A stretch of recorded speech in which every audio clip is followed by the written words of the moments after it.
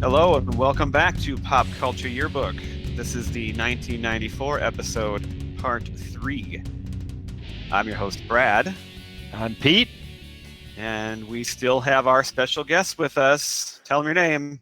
Hey, this is Giff. Nice He's to still here. see you guys again. He's in it for the long haul. We're giving him one more shot. Yes, Yeah. please do. So we're still in 94. We're going to be talking about my choice tonight, and we'll be talking more about college because, as we said in the previous episode, we kind of split this year into two parts, and we focused more on our high school memories there. So tonight we're going to probably shift more into college from there. So why don't we have our guest lead us off? Gifford, what do you want to tell us about beginning your college years at Morris, Minnesota? Oh, good old Morris. It's the Harvard of the Midwest, if you don't know that. That's one of the I remember they called it the affordable Ivy. Yes, it was very affordable. So and you got in, so that's pretty amazing. I got the old 24 on the ACT, so they let you in at that point. Oddly enough, even if you're a white dude. Really? You didn't get higher than that? I don't think so. I think that shocks me because I got 24 and then I got 25. I took it again, and I was so disappointed, and I assumed you got higher because unless you were smart back feel then. Like an idiot. I got a 22. Unless I'm misremembering it, I got a 26, but I thought it was a 24. Oh, one more than me, of course. Well, of course, yeah. You always got to anyway up the man. I think we found that score didn't matter a whole lot because we all did fine. Yeah, well, we're doing all right. Some more than others. So we have our own podcast. We are a big success. Yes, absolutely. So as I transitioned out of high school into college, being that we're going to be talking music on this podcast, a song that always takes me back to transitioning from high school to college was Sheryl Crow's "All I Want to Do." I remember working my last summer job. I worked for Carrie Jensen's dad, Jim, doing masonry work, and we were working a project. It was the last one I was going to do, and that song happened to be on the radio. And every time I hear that, it takes me back to that job site in Ivanhoe before heading off to college. So you heard that? Geez, because I don't remember hearing those songs from that album until I was in college. That was another one that they played on MTV nonstop. There's a list of about 8 or 10 songs that they just kept repeating over and over again that year, and that was definitely one of them. That just surprises me. Maybe I'm thinking of when I actually bought it and what song came out then, but anyway, that just made me think about the timing there. Go ahead. Well, it was getting airplay at that point. Supposedly it was released April 4th, but I just remember. Well, there you go. At that point, you looked it up. So heading off to Morris, that's where I was introduced to a lot more music other than country music. Dave Matthews being one of the big influences. A buddy on my floor, Chris Goodmestead, introduced me to them. I remember that name. Oh yeah, Goody. He was like my Brad at Morris. That must be why I know his name then. He sounds pretty cool. He you know what? He was cool. I'm sure he still is. The thing with Morris is it's But did he invite you on a podcast 20 years later? No, but I have not kept up with him Not yet. You never know. No? This could open up opportunities, and he's got his own podcast somewhere else, and he's going to hear you, and then his scouting people will give you a call. Well, I certainly hope so. I mean, I really am expanding my media empire, after periscoping my kids' hockey games, and now this. I'm the true Murdoch of media up here in the north. So in Morris was a very heavy dork college, I'd like to say. I mean, there were some pretty cool people there as well, but I remember when I moved into Morris, my roommate at the time was very nerdy, and I remember coming back one night and every dork on campus was in my room playing D&D, and I knew at that moment I had to switch roommates. So 1 month to the day, I switched roommates with a guy across the hall, and we were real good friends and roommates the following year as well. Other memories from moving to Morris, definitely some homesickness, not seeing you guys, missing a lot of people from back home, but I really just latched on to a couple guys next door in the dorms, a couple great guys from Blue Earth, Minnesota, and we just had a lot of good people there on my floor in your classes. With Morris being such a small campus, you see the same people everywhere. You go to class with the same people, go to lunch with the same people, you see them in the dorms. So I really met a lot of people in a short amount of time, and that really helped to transition from high school into college. So a lot of fun there. How about you, Nice. Pete? Well, I just Because I'm remember. going to go last, and mine is not going to be as happy as your guys's. On that note, I went to Mankato State University. Back then, it was Mankato State. It is now Minnesota State University at Mankato, which is about a 2-hour drive south of, or an hour and a half, probably south of the Twin Cities. About halfway through the summer, back then, now everything is done electronically, but I do remember when you get that letter and you find out basically who your roommate is, and it was just a little bio. It's his name, like some activities he was involved in, and then like his phone number so that you can give him a call, right? And on my bio, I remember putting things like, well, I was on the football team in high school. I was at the end of the bench. It was a joke that I even put it. I got into one varsity game, but wasn't any good at all. So I only played for I was only on the team for 2 years. I can't even say that I really played, but I put that I was, I played football, and I had a couple of other things on there. I get his, and he's involved in things like choir, and he went to Dorian, which is like the big choir festival that they have. That like the best singers go to. I think a couple of people from our high school went to that as well. But I just remember reading his bio, along with that and a couple of other things. I thought, man, I'm gonna be living with some little sissy guy, and he read mine thinking that I was like a big tough guy. based on how it was written, and then when we met each other, we realized that it was the exact opposite. I was a little sissy guy, and he was a big tough guy. He was a law enforcement major, just a huge guy. He could work and has worked as a bouncer and everything like that. So it was good having him around just for like security. Nobody was going to mess with him. And he was a really, really super nice guy. We got along really well, but we really didn't like hang out very much because we didn't have a lot in common. We got along well, but not a lot in common. And he went home every single weekend. I actually lived with him in the dorm freshman year, and then also in junior year, we got an apartment together. But like literally those 2 years, every single weekend except for maybe one or two, he would go home, which was nice for me. And he left on Thursday, so I had the whole Thursday through late Sunday night all to myself, so I could just kind of do whatever. You didn't have like any of those conflicts that can happen over the weekend or whatever, but he would just go to class, did his thing. That's nice with the rendezvous with the ladies too. Yeah, absolutely. You got the whole apartment. You can just use it all. But anyway, but no, that year was kind of a coming of age year for me too, because I kind of came out of my shell that year when going to college. I did make a lot of great friends, as you did.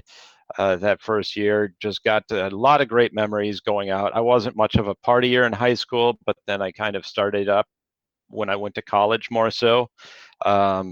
Just had all kinds of fun. I wouldn't give up those memories for the world. Kind of grew apart actually from some of the folks in my high school gang, but then kind of regrouped after college more so. But it's all good. Pretty much all I got, Brad. Flip it over back to you. Yeah, Oh, so can I tonight just say is. one thing? Can I just say one thing Yeah. before I flip it I back? think you already said one thing, but go ahead and say I, another.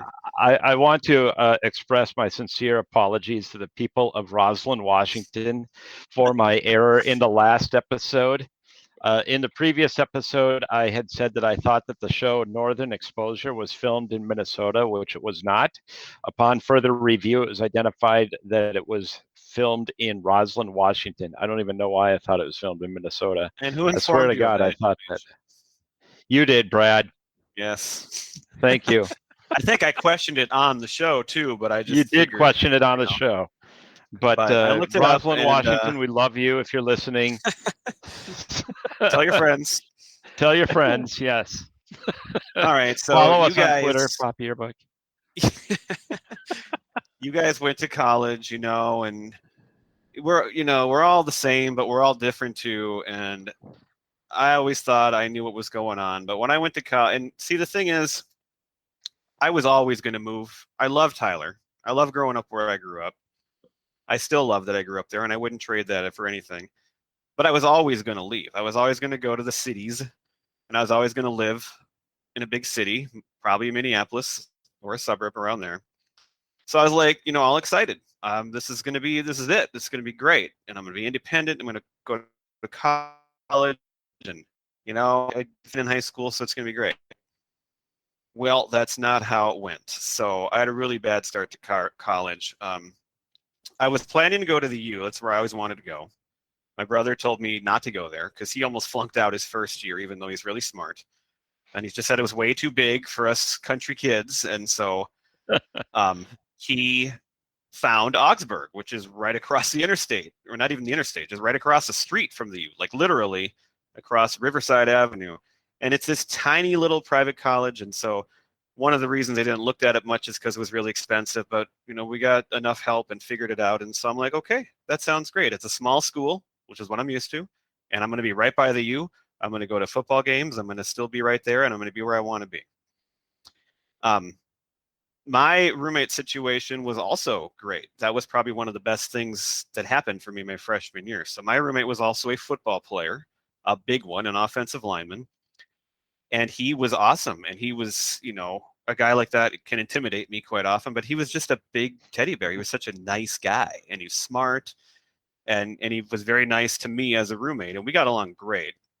The problem was first of all, he was busy with football in the fall, so he was gone a lot for that. But then he would go home a lot because he had a girlfriend and he lived in Waconia, which is like just a half hour away. So he would leave a lot. And even I remember the very first day we moved in. I'm like, this is great. He's nice. My parents left that night, and he went home that night. And I'm like, oh, crap. And I locked myself in my room, and I have the worst social anxiety in new situations. And if I don't have somebody, like you said, Gifford, to latch on to, I'm just lost. I can't do it. And I just kind of panicked. And when he was around, it was great. We got along great. Our friend Larry also went to Augsburg, and we weren't the nicest to Larry in high school, but he kind of forced himself into our group. And over time, when we went to college, I'm very thankful for that, because Larry is a wonderful guy, and he was nice to me too. And my sister lived up there, so I was able to see her. I had a cousin, Kim, that lived up there, who also came and visited sometimes. I had a really good support system, but I think one of the issues was, so my brother, who I've always looked up to, we both graduated the same weekend from high school and college, and then he got married the next weekend, and then he moved to Canada right after that. And so I had visited him lots of times. I've been up there many times to visit when I was in high school. And so now I'm moving up there thinking, well, I can hang out with him a lot too. And now he's gone, and he's in a whole other country, and I can't even see him. And so that was tough. But still, I had a lot of other good support system in my family. And so there's really no excuse. I've got social issues, and I kind of a baby, I guess. So yes, I was very homesick too, like you said, Gav. And I went home a lot, and it's a 3-hour drive, and I kind of had a weird schedule my freshman year, the first semester. And this is another issue that happened. So my roommate, the football player, when we were registering, he was going to be in this honors program, and I could be in it too, but I hadn't really heard about it. Like, they hadn't really contacted me, even though I could be in it. And he's like, "Oh, you got to do it. It's going to be so easy. You just read books and sit and talk about it." And I'm like, "Well, I guess if you're going to do it, and I know you, if it's honors, I guess that sounds cool. I guess maybe I'm, can handle that, and I'm smart." I hated that program. And unless I'm forgetting it wrong, he never even did it because it conflicted with his football schedule. So he wasn't even in the program. And then I was left there. And it turned out my best friend in college and one of the best friends in my whole life was in that program too, but I never really met him till afterwards. And my girlfriend that I had in college was also in that program, and I barely met her until afterwards either. So the whole first semester was just a mess. I will do anything with a phone conversation. And the ironic thing is, my first semester in college, I racked up my first month, I should say, because we got a monthly phone bill. I racked up a phone bill that was like $250, which was just insanity at that time. And my parents were like, they paid for that one, but they made it pretty clear, I think, that wasn't going to happen again. But that's how alone I felt and how homesick I was, that I was actually speaking on the phone to people that much to work up these long distance bills. I even skipped classes to go home sometimes because, like, I had no class on Thursday, and then Friday I only had one. So I'd go home on a Wednesday night and skip my Friday class for a long weekend. And my mom made it clear at one point too that you got to stop doing that. That's not okay. So it was rough. And in fact, that leads up to, I had registered to transfer. I spent the weekend with the GIF in Morris. That's right. And I had a great time there. And that was one of the other colleges that I had considered in high school. And I had actually officially filled out all the paperwork, registered for classes, talked to the counselors, and was going to go there after the Christmas break.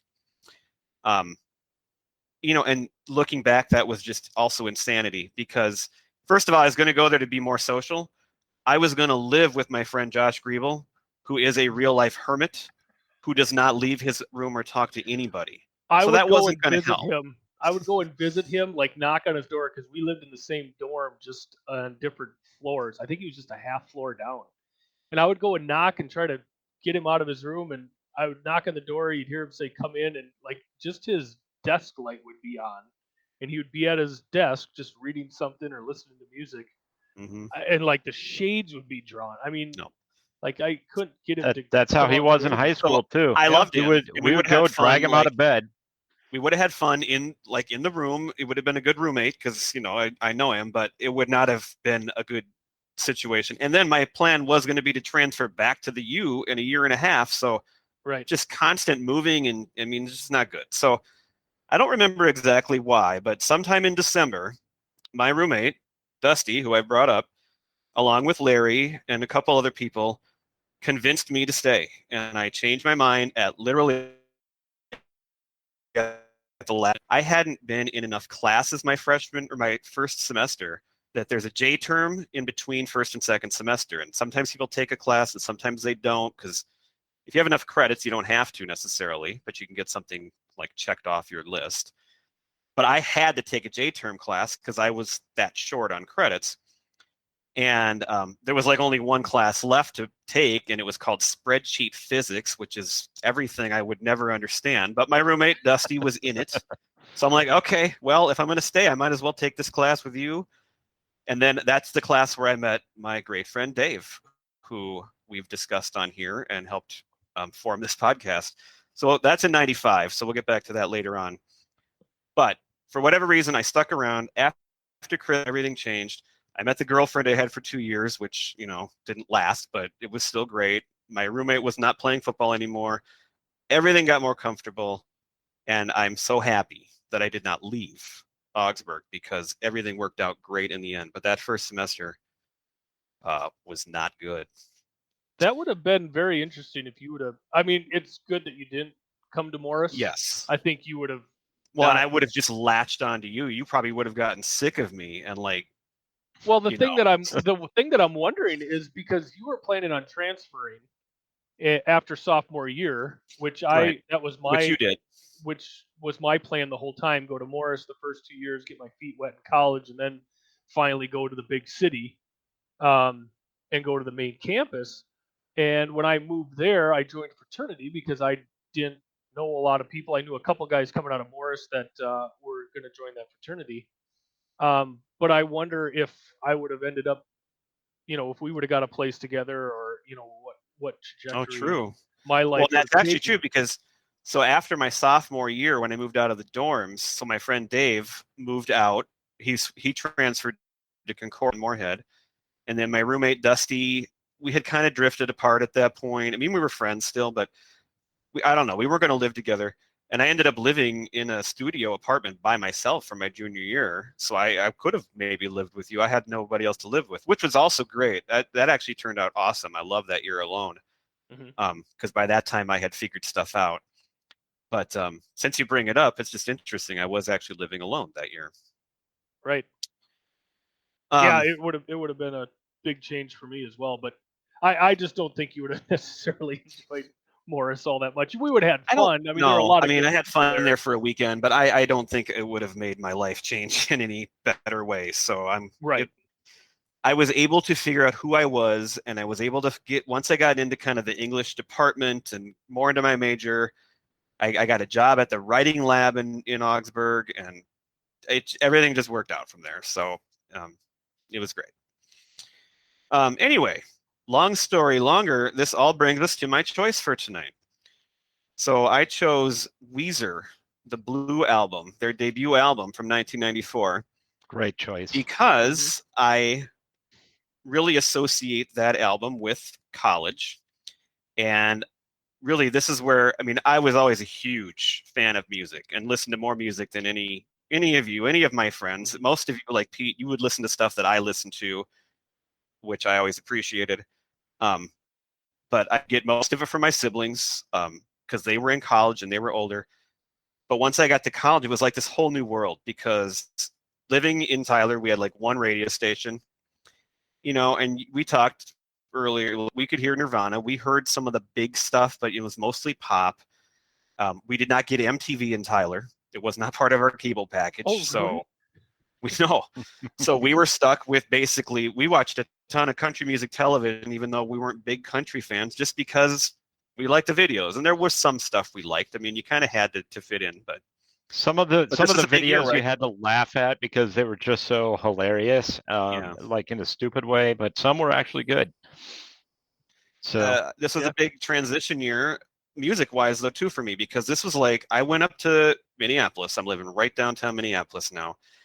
And there's this radio station called Edge 93.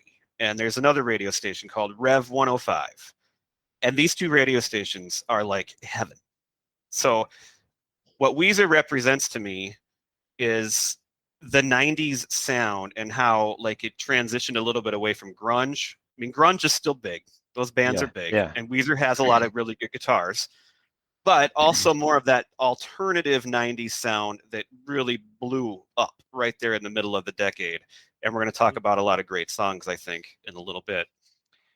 And they represent that to me. And I remember going to the common room in our dorm, and I saw the video for Undone, the Sweater song, and I can still remember standing there seeing it, like, for whatever reason. And like, I knew the song, so it wasn't like the first time I ever heard it, but I'm like, God, that's just so cool. And I just love this. And then these two radio stations are just playing all this great music. The Edge was more of your typical small playlist. Like, they would play the same 10 to 15 songs over and over, but they were great and never got sick. Rev 105 was more of like a much more diverse playlist, but still all alternative good stuff that you would find that I would like. The thing about Weezer, for me, especially this album, is that we always talk about Nirvana and the Nevermind album and everything like that, and how that supposedly reflects. I love Nirvana.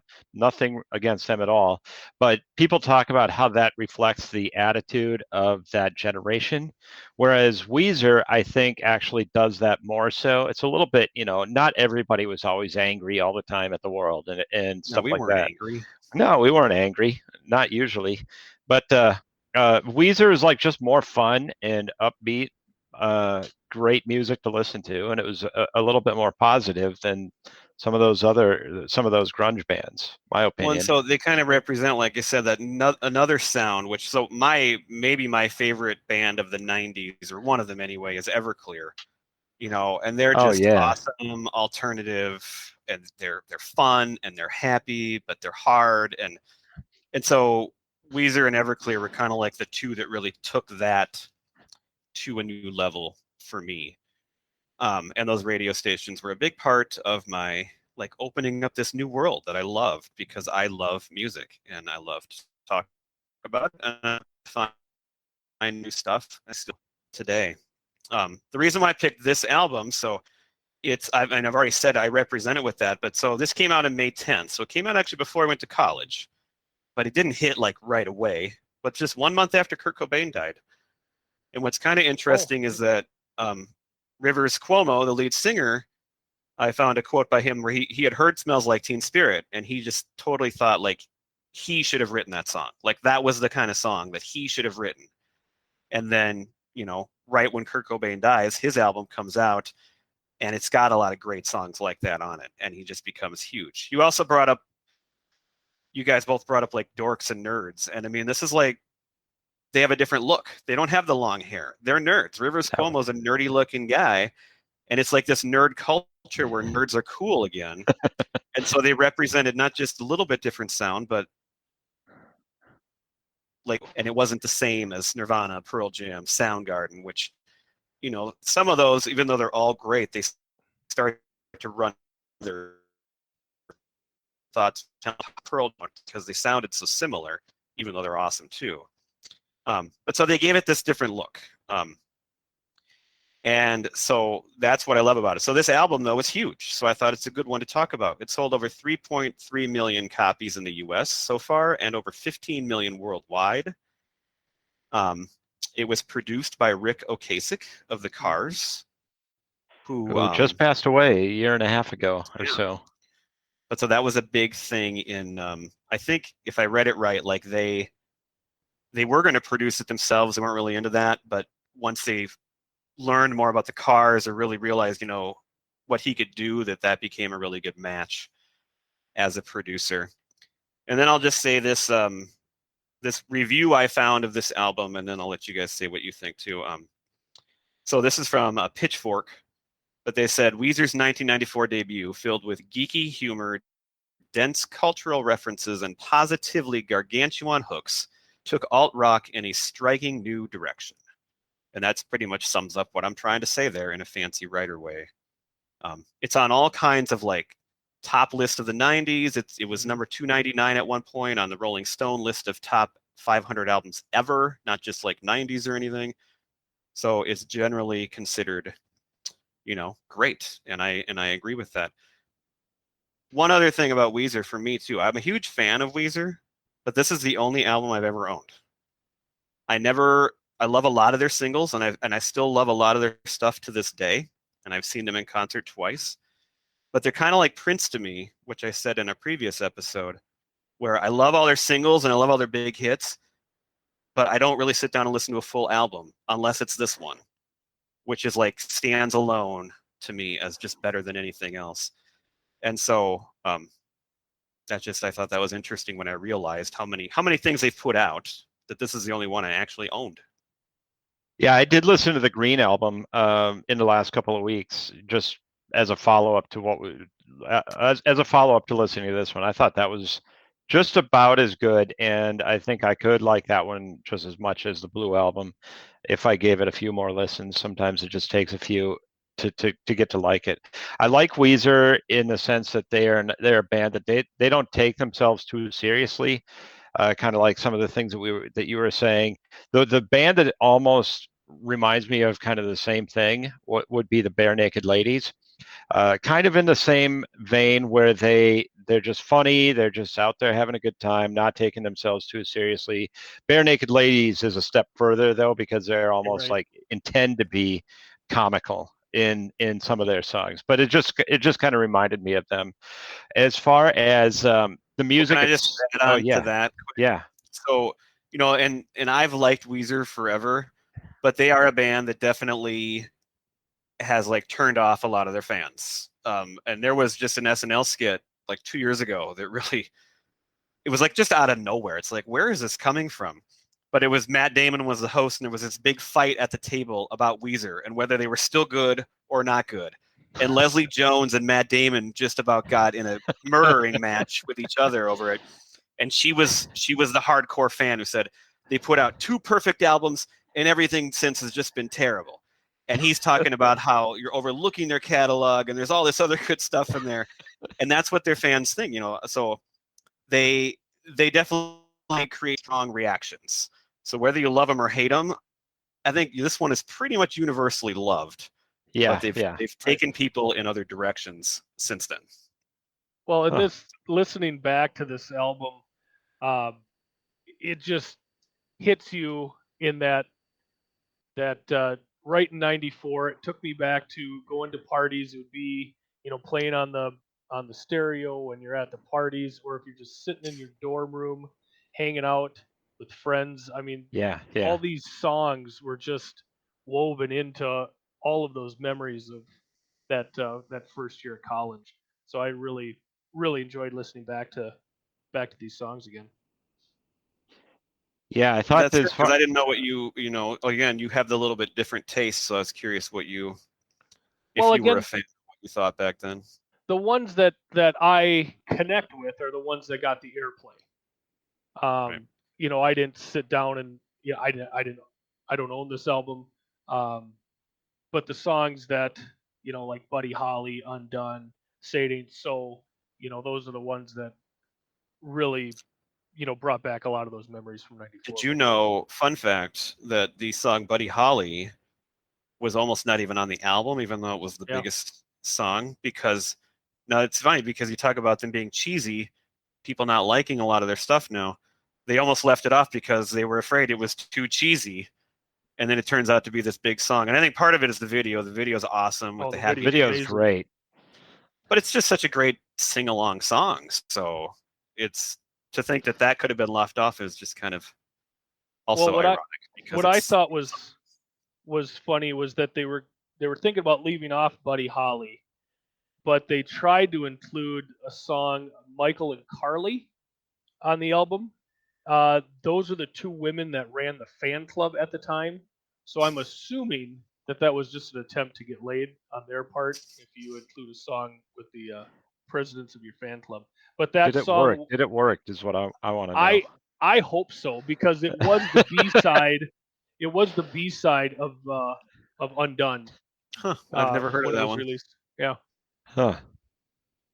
One fun fact about Buddy Holly on that topic: it was originally not supposed to be about Buddy Holly and Mary Tyler Moore, and the song really isn't about them. But they weren't the original lyrics.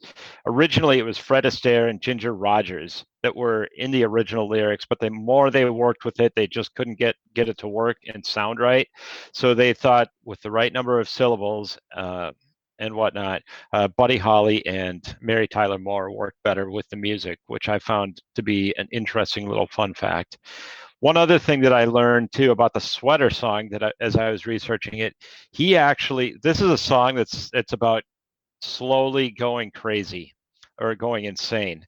And then everybody else just standing there and not even paying any attention, not giving it any mind, but you're going crazy is what basically the song is about. And he actually compared it to the song. The more he listened to it himself, and I'm talking about Rivers Cuomo, he listened to it and he realized in his mind, he thought it was a ripoff of Sanitarium by Metallica, which I thought was interesting. I would never associate those 2 songs, but that was what he said himself. He viewed it as a ripoff.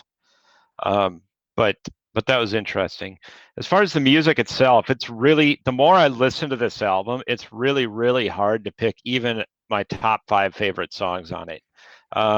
All the songs basically are, I was like, okay, usually when we do these, I'm like, okay, what's my top 3 songs or whatever? My Name is Jonas is a good one. I love it, but I don't know if I would put it in my top 5. There are other songs that I like better. Probably my favorite might actually be The World Has Turned and Left Me Here, which is the second song on the album, and the other one I love is In the Garage. Yeah. And then, of course, the big ones, like you said, Undone and Buddy Holly. Well, and I completely agree with that. So, like Gifford, you said, you didn't own it and you knew the big songs, but what I really love about this album is, to me, it's just, I know all the songs individually, but it just runs together so perfectly. It is a true album. Where even though there's big hits on it, the other songs that aren't the big hits are just as good, and they fit together so well. I love Say It Ain't So. I love In the Garage. My Name is Jonas is just a great starting song. Surf Wax America completely gets stuck in my head. Love oh my that God, one. I was jumping around playing air guitar when I was listening to that one. And then it has a great long finishing Literally. song too, Only in Dreams, which I love a long song, but when you get a good song to an album and you put it at the end, and if it's like 8-9 minutes or whatever, and it's good, it just kicks off the album or finishes off the album in a great way. And this is just a true, I love albums that are 10 songs. You put them in, you listen to it straight through. You'd never skip a song. You don't want to move from one to another. It's just perfect. Yeah. If there's one song skip, it's probably Holiday, but like I have nothing against that song. But that's, if I had to pick one, gun to my head, that's the one I would skip. But otherwise, that's it. Nothing else. I had the exact same thing written down, that Only in Dreams is a great finale song because of the long instrumentals at the end, and it just kind of gives you a little bit of everything. And it's just sort of, when you're by that point, you're not really paying attention to the music, and you just have it on in the background, and it finishes it off perfectly. You're absolutely right. Do you Gifford? have anything to add to this, Gifford, or Well, just one we could little move other, on to our top songs and albums too when you're ready? one quick fun fact about the song Buddy Holly. That was released on Buddy Holly's birthday, September 7th. Was it really? I did not know that either. Yes, it was. That's what you get with me, is you get that deep dive into subjects that I find extremely interesting. It's And September that was- 7th. Is that Hummel's birthday? Why is that ringing a bell to me? I think that's Hummel's birthday too. That's Hummel's birthday, yeah. Yeah, Well, we will have him on Hummel. someday on this show, I'm sure. So, Mikey Walsh, one of the band members, here's one thing I read. What band did he come to Weezer from? And it was kind of a blast from the past when I read this, but it was. Well, I'm going to need a hint, or I'm going to need you to tell me. It's a woman. It's a woman, and it's the blank band, and it's just the woman's name. The Initials JH. Do you remember Juliana Hatfield? Oh, well, I was going to say Juliana Hatfield. Yeah. But I don't remember us having the Juliana Hatfield band. That doesn't sound right. Yeah, it was a Juliana Hatfield band. That's what it was. But I am a huge fan of Juliana Hatfield, and she has some great songs on my 90s list. What was the big one? She had a really big one. I couldn't think of what it was. I didn't find it either. My Sister was a great song. If you give me about 10 seconds, I can name off a couple others, because Mikey Walsh was a bass player, by the way, for Weezer. Universal Heartbeat was a good song. That might be the one I'm thinking of. My Sister, and Spin the Bottle, which was on the Reality Bites soundtrack, which came out this year, was another good one. Oh, that's where I might be thinking of it. Okay. I'm not sure if those are the ones you're thinking of or not, but well, I did. I'm sure that was it. Yeah. She was on Lemonhead's album, and I think she was with, she played with some other people too. She's done a lot of great stuff in the 90s. I had the Reality Bites one, so that's probably where I'm thinking of it from. But I bet. Yes. Should we move on to songs and music from 1994? Yes, let's. So I don't know. We all made lists, I think, of favorite songs and albums. Is that correct? That's what I have. Okay. Yes. Since you brought up Reality Bites, let's start with albums, because that was an album, and I actually have it in my honorable mention because I love that CD. It was as good or better than the movie, actually. Is that okay with you? A couple other honorable mentions that I had. This Is Your Hole, Live Through This came out. Oh yeah. I was not a huge fan of Hootie and the Blowfish I thought so overplayed, but they were the biggest band. I mean, they were just enormously huge. I have them at my number 5. You've talked about how you hate Hootie and the Blowfish. And I didn't at first. I actually did go buy that CD. I remember you had it. I had it too. I loved it. Oh yeah. But I hardly listened to it, and I got sick of it really fast. I don't hate it as much as And I like. Here's a little side note. Something that just irritated me. So in '95, I got to go see REM for the first time, and so me and Larry went to the concert at the Target Center, and these two guys sitting next to us are talking to us, and this one guy's like, yeah, he's talking about Hootie and the Blowfish and how he likes them, and he's like, yeah, it really reminds me of how REM came up, Hootie and the Blowfish. And I'm like, are you kidding me? They have one album, and it just took off huge. REM had 6 albums out before they even became like mainstream. There's nothing in common between the two at all. They weren't mainstream until Out of Time, really. Wow. I know. So hey, can I cut Oasis in real quick? Definitely maybe. Can I cut in real quick? Cross episode synergy here. Which friend character got hickeys from a blowfish? Oh, that was Courtney Cox. That is correct. Really? Right. Well done. Meaning Monica. Yes. Okay. Oh yeah, that's a great episode too to go back because that's the one where they fought over the 3 that had money and the 3 that didn't. And yep. That's pretty nice. Anyway, the rest of my honorable mention, I had Oasis, definitely maybe. I've grown to not like Oasis much anymore, but I mean, when they came out, I love that album. Tom Petty, Wildflowers, great album, and then one that nobody's probably ever heard of, Heather Nova, had an album called Oyster, and she had a song called Walk This World that I heard on those radio stations I loved, and she's like one of those kind of underground, smaller ones that I found, and really liked the whole album, actually. Here's my top 5, and then I'll turn it over.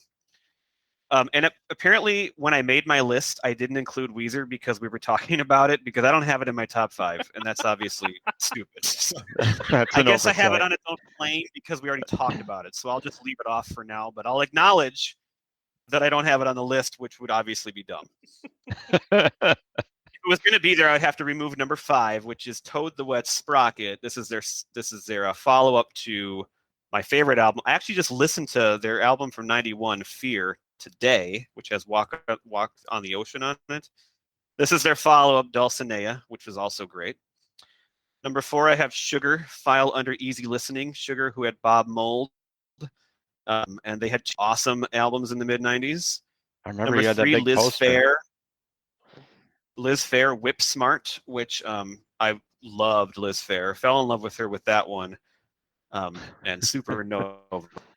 And then number 2, I had REM, Monster, which I did love at that time. But that's like, of the 15 REM albums, that's like one of the 2 or 3 that I would listen to the least when I go back. Like, I still like it because I like them all, but that one is towards the bottom. And then number 1, so like I said, I forgot Weezer, but number 1 is a pretty obvious choice for me too. It's Green Day, Dookie, because I could have picked that too. The reason why I didn't pick Green Day for this is because I intend to talk about American Idiot when we get to that year. Otherwise, I would have picked them for this, because basically them and Weezer were the same to me as far as like they influence and the timing at the same time. So yeah, I can definitely see that. Yep. Do you want me to dive into my albums? Go right ahead. All right. I actually had two country albums in mind, which yes. Well, I mean, I had my number 5 was American Recordings by Johnny Cash. That's one that I absolutely loved. I remember going to that concert. Was that '94 that we went to that Johnny Cash Jayhawks concert? You already talked about it in the Nirvana one, I think, right? So did we really? Okay. Yeah. I'm not going to go into detail about it then. Stone Temple Pilots. That was pretty cool. We did. Stone Temple Pilots with their Purple album.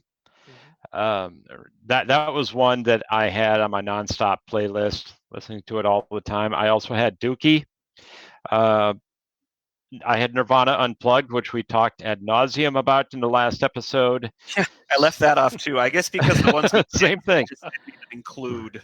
Right. Yeah, Weezer. I left off mine by like the same reason, but still had Nirvana on there for whatever reason. Super Unknown by Soundgarden.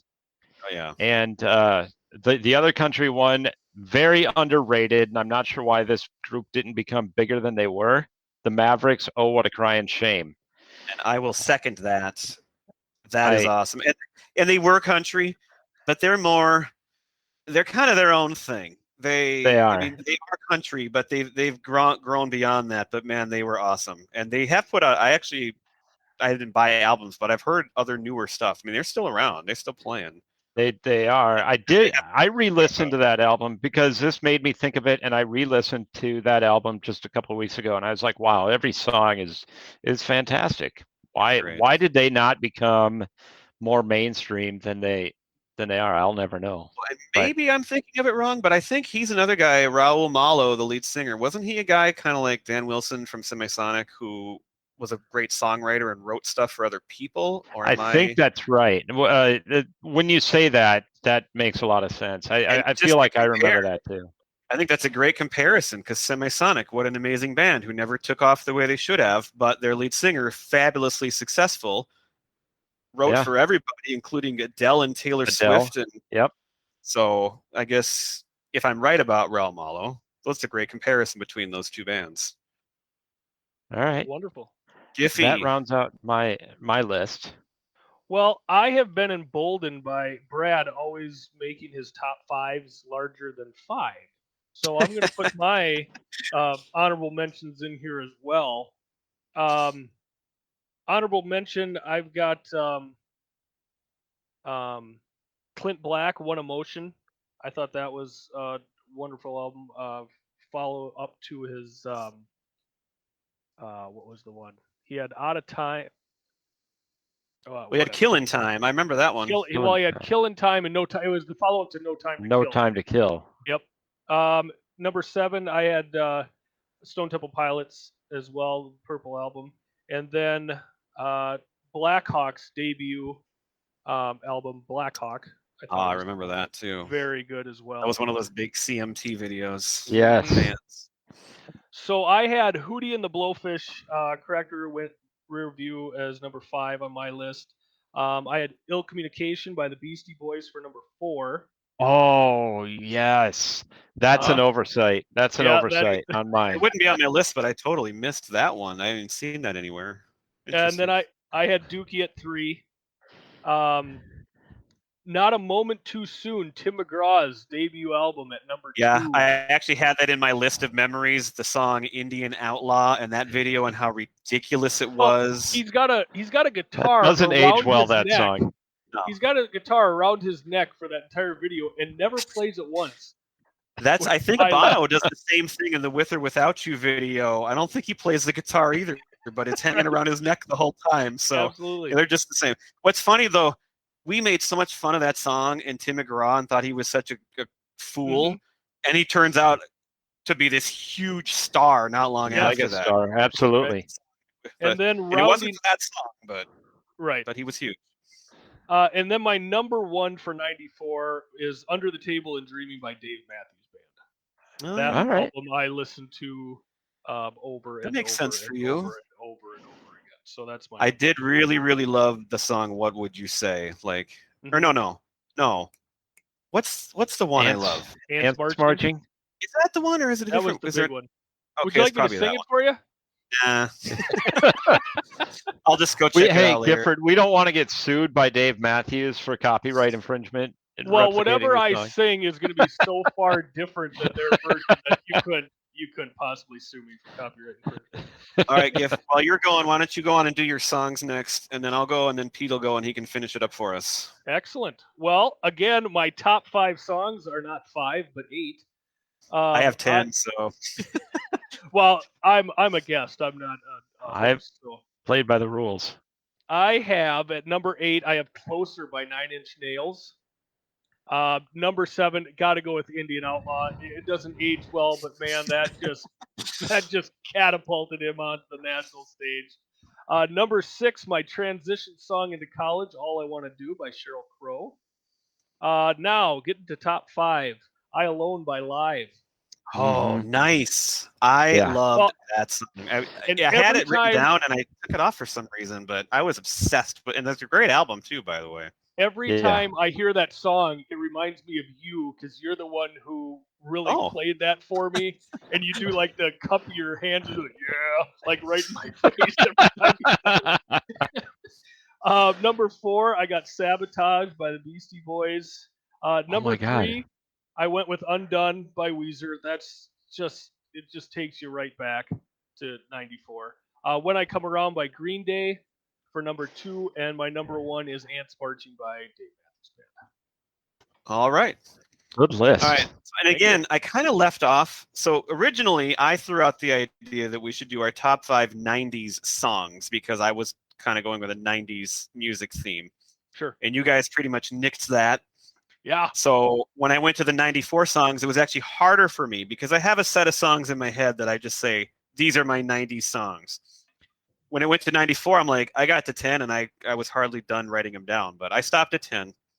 Oh, actually, I have one extra that I was hoping you would mention, Gifford. I can't believe you didn't say this one. The Hot Stepper. Oh my God, I heard that just the other That's day. your song, isn't it? Not really. Am I confusing that one with a different one? Possibly. I thought that was a huge song for you. So that was just my little. It might have been at the time. All right, I'll just go quick. I got 10 of them here. One of them was from high school still. Morrissey from the Smiths had a solo album, and he had the song "The More You Ignore Me, The Closer I Get," which I loved, and introduced me really to who he was before I even kind of knew the Smiths, which I then got to know more in college. And what made that song interesting to me is because it was in high school, and they played it on the Marshall radio, and so somehow, yeah, it's because I wouldn't have heard it otherwise. So it's kind of crazy that a song like that somehow worked its way in. I had "Closer" by 9 Inch Nails as well. Oh, yes. "Seether" by Veruca Salt. Love them. "Come Out and Play" by The Offspring. I mean, I just can't get... When that song came out, I couldn't get enough of that. The one that is a little different for me, I love the song "Cantaloupe Flip Fantasia" by Us Three. That's a fun song. That's a fun song. Oh, absolutely. And then 5 more. I have "Shine" by Collective Soul. Collective Soul is another band that I think gets made fun of quite a bit, but I actually thought they were awesome at first. And their second album I actually owned and loved, but this song, their first single, I mean, it just, when I hear that, I can't shut it off. It's just awesome. I also had "All I Want to Do" by Sheryl Crow.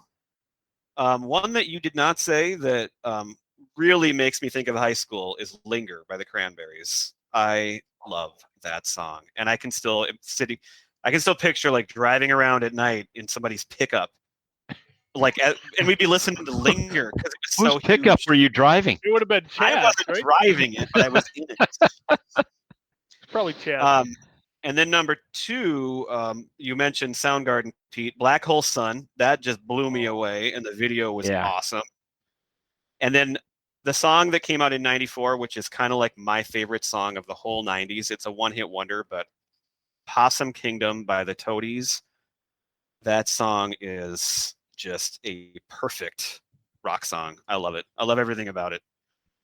So, and if you don't know it by name, go listen to it right now because it's awesome. Looking it up. Oh, I'm you know doing it. a podcast at the moment.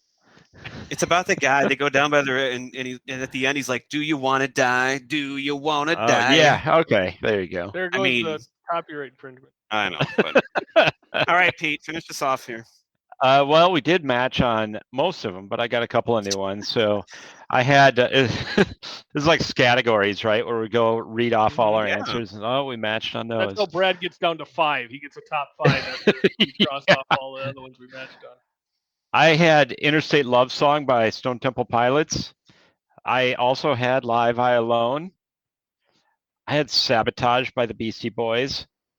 "Regulate" by Warren G. I had to put this on here because I actually met him in person, and I got my picture taken with him, with Nate Dogg in the room.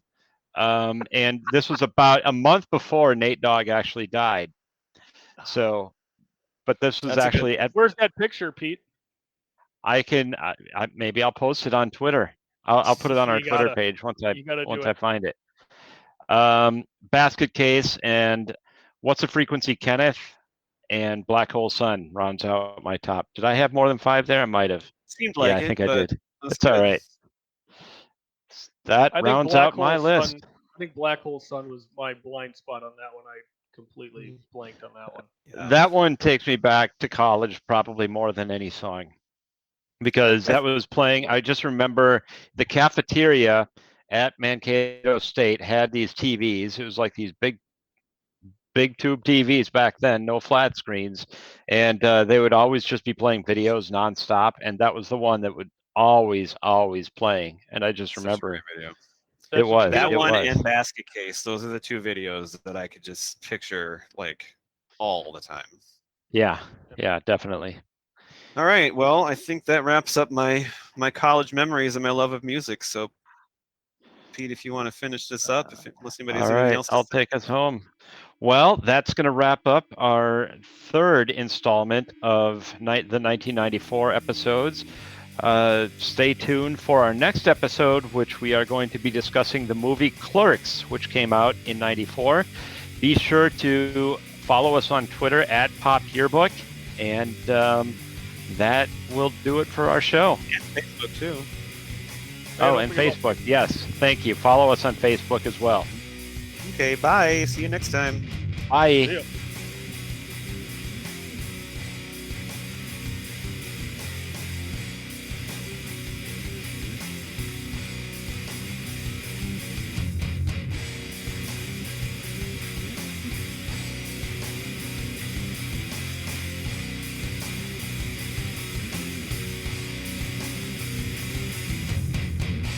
Standing on my own 2 feet.